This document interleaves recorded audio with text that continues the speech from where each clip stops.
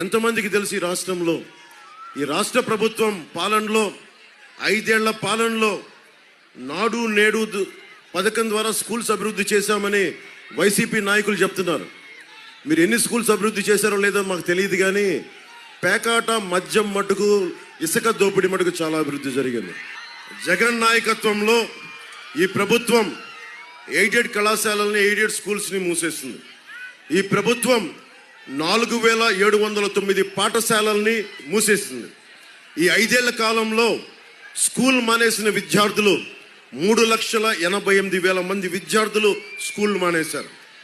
5 సంవత్సరాల నుంచి 18 సంవత్సరాల వయసున్న విద్యార్థులు రాష్ట్రంలోనే ఆంధ్రప్రదేశ్లో ఒకళ్ళు కాదు ఇద్దరు కాదు 62,000 మంది విద్యార్థులు చచ్చిపోయారు.